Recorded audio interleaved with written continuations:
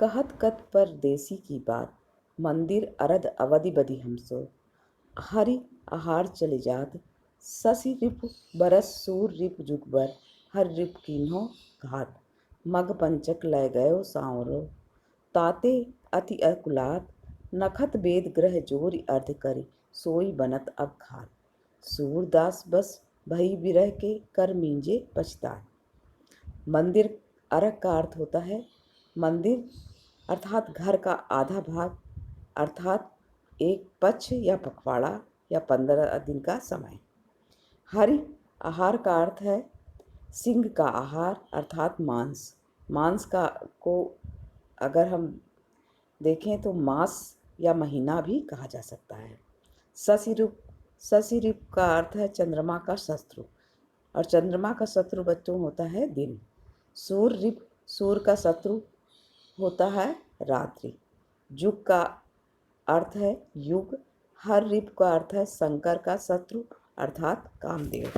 मघ पंचक का अर्थ है मघा नक्षत्र से 5वां नक्षत्र अर्थात चित्र हृदय।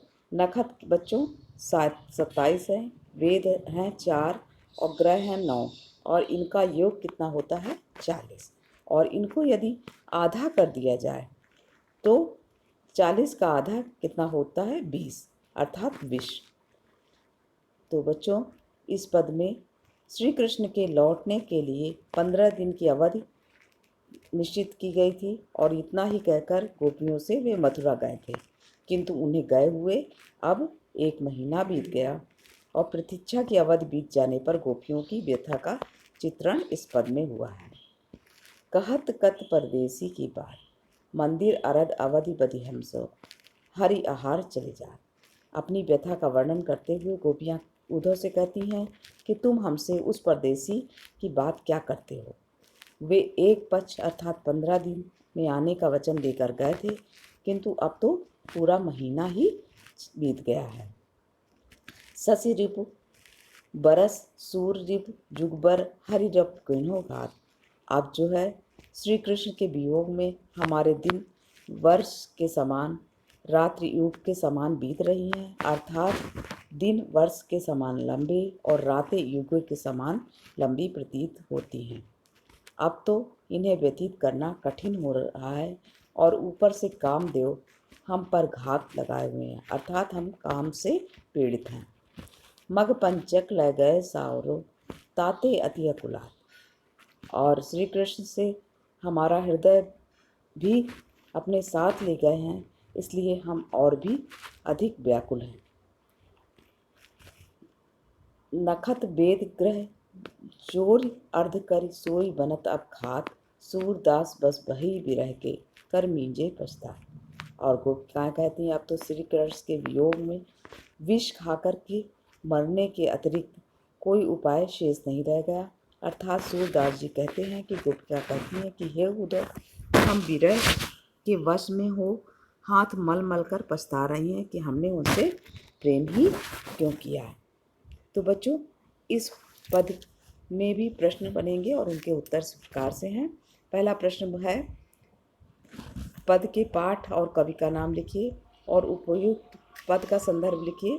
इसका प्रश्न का उत्तर बच्चों बताया जा चुका है।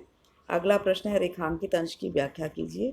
अब रेखांकित अंश इसमें है कहत कत परदेसी की बात, मंदिर अरद अवधि बदी हमसो, हरि आहार चल जात, ससी रिप बरस सूर रिप जुगवर, हर रिप किन्हो घात। इसमें पद में गोपिकाएं अपनी व्यथा का वर्णन करते हुए उद्धव से कह रही हैं कि तुम हमसे उस परदेसी अर्थात श्री कृष्ण की बात क्या कहते हो। वे एक पक्ष अथवा 15 दिन में आने का वचन देकर गए थे, किंतु अब तो पूरा महीना ही बीत गया।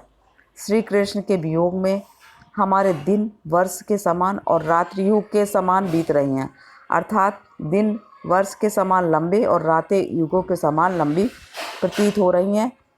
अब तो इन्हें व्यतीत करना कठिन हो रहा है, ऊपर से कामदेव हम पर घात लगाए हुए हैं, अर्थात हम काम से पीड़ित हैं।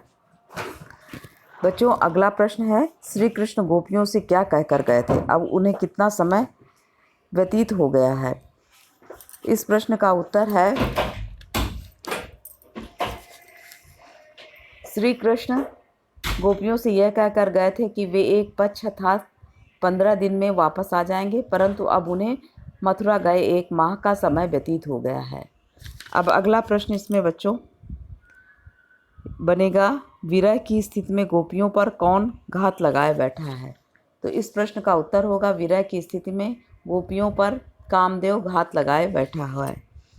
अगला प्रश्न है, श्री कृष्ण अपने साथ क्या ले गए थे और इसका गोपियों पर क्या प्रभाव पड़ रहा है। इस प्रश्न का उत्तर होगा, श्री कृष्ण अपने साथ गोपियों का हृदय ले गए थे और इसका गोपियों पर यह प्रभाव पड़ रहा है कि वे श्री कृष्ण के बिना बहुत अधिक व्याकुल हो रही हैं। अगला और अंतिम प्रश्न इसमें यह बनेगा, श्री कृष्ण के वियोग में गोपियों के पास अब केवल क्या उपाय शेष रह गया है। इस प्रश्न का उत्तर होगा, श्री कृष्ण के वियोग में गोपियों के पास अब केवल यही उपाय शेष रह गया है कि वे विष खाकर मर जाए। बच्चों, ये थे भ्रमर गीत के पद, व्याख्या और उनसे संबंधित प्रश्न उत्तर। इन्हें भी आप अपनी कॉपी में नोट कर लीजिएगा।